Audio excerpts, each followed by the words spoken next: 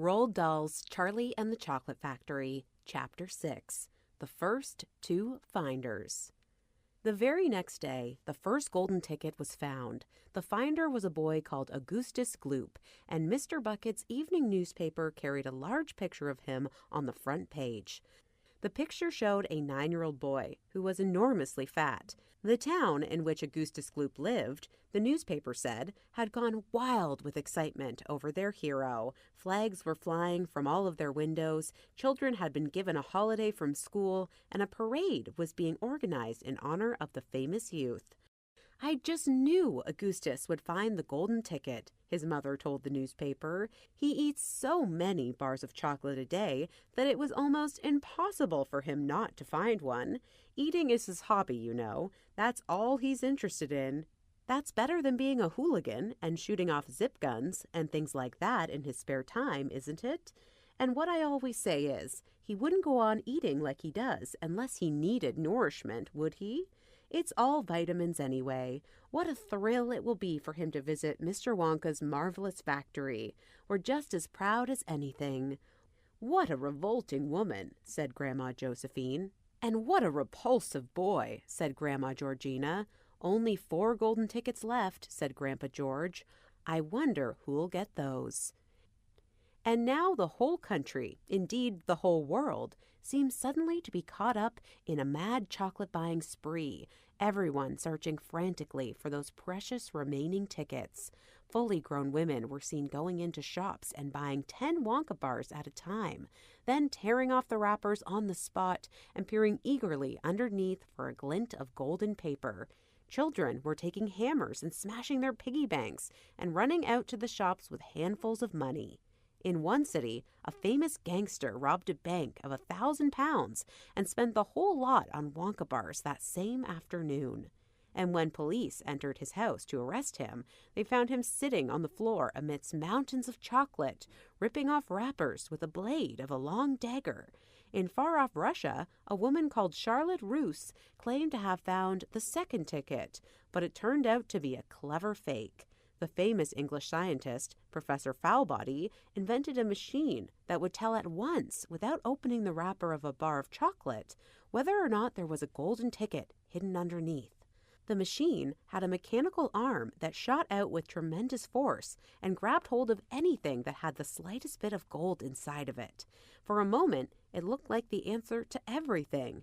But unfortunately, while the professor was showing off the machine to the public at the sweet counter of a large department store, the mechanical arm shot out and made a grab for the gold filling in the back tooth of a duchess who was standing nearby.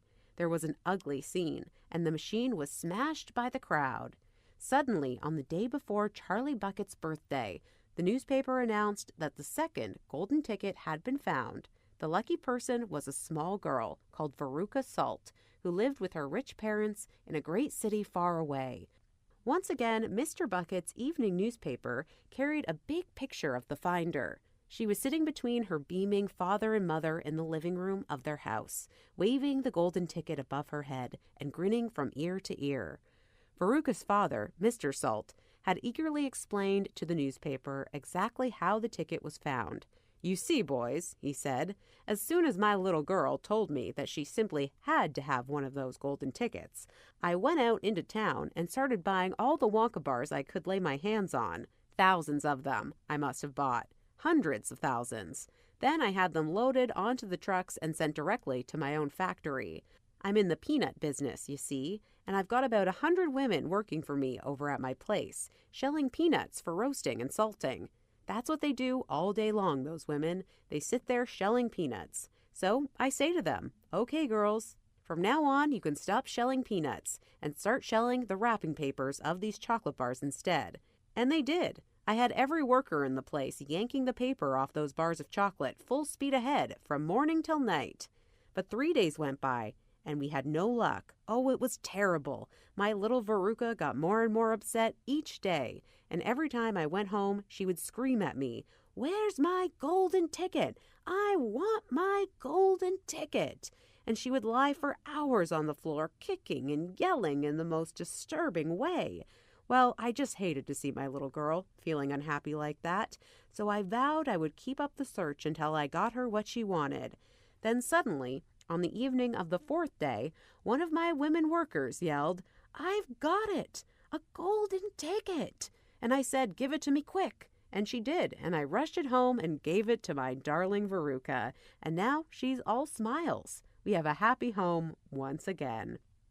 "That's even worse than the first boy," said Grandma Josephine.